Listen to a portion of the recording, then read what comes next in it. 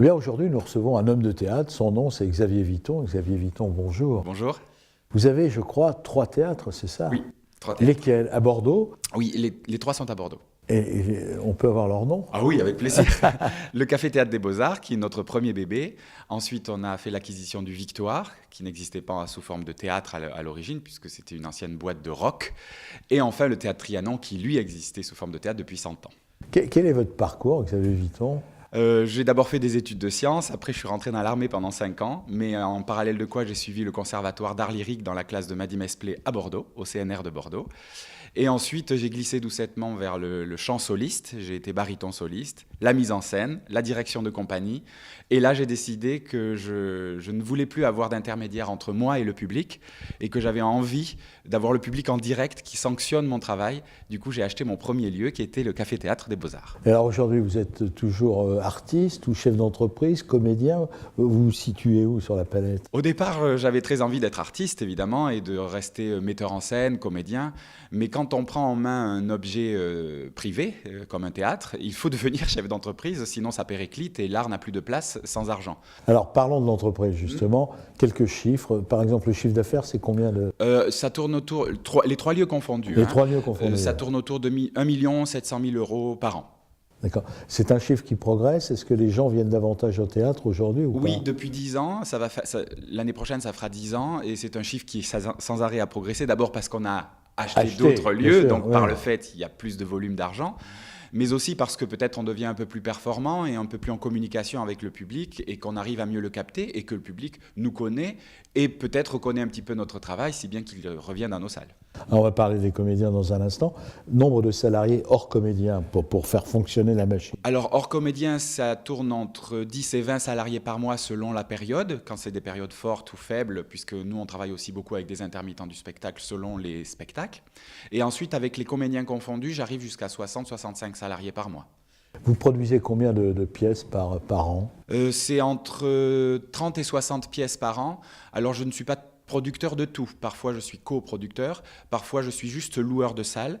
Mais dans tous les cas, je contrôle ce qu'on joue dans nos théâtres. Alors, c'est ce que j'allais dire. Qui choisit les productions? C'est Nicolas Delas et moi-même. On est en co-direction sur les 2 lieux. Nous choisissons à la fois les spectacles, les titres des spectacles, et qui va jouer dedans et comment ils vont être montés. Quand les spectacles arrivent clé en main, alors ça veut dire qu'on les a vus et qu'on a fait un contrôle qualité avant pour savoir s'ils vont éventuellement convenir à notre public. Quel est le type de public que vous recevez?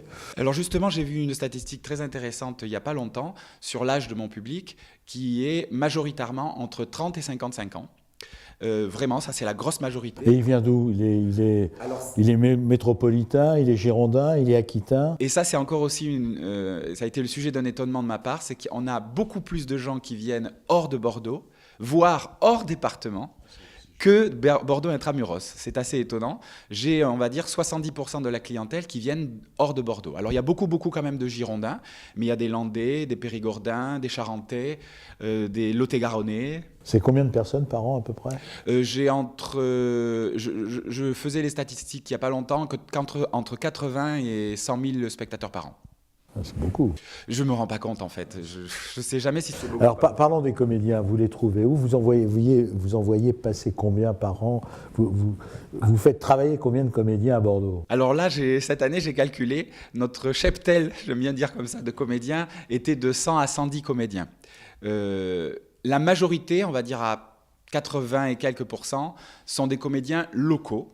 D'abord parce qu'on a un très très bon niveau de comédiens dans notre région. Et ensuite parce que c'est ma politique, c'est-à-dire que pourquoi aller chercher ailleurs s'il y a des gens qui ont envie et qui ont besoin de travailler ici? D'abord, ça coûte moins cher. Il y a un potentiel, oui. Il y a un vrai potentiel à Bordeaux il y a et de dans très la très région. bons comédiens. Et même des fois, je suis surpris parce que je vais souvent voir des spectacles ailleurs et je suis toujours fier et gonflé en me disant mais quand même, on a de bons comédiens chez nous.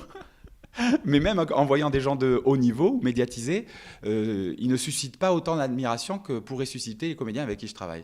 Xavier Viton, vous avez aussi un bon sens de la communication quand même, parce que vous occupez vraiment le terrain. Moi, j'ai toujours l'impression de ne pas assez communiquer, j'ai toujours l'impression de ne pas être bon, de toujours à devoir regarder. On vous voit partout, il y a de la diffusion de vos programmes partout, enfin on vous trouve partout, c'est un vrai boulot, quoi. En fait, oui. C'est vous qui le faites, ça? Oui, en fait, j'ai appris que la communication, c'était un peu d'information, mais surtout beaucoup d'échanges.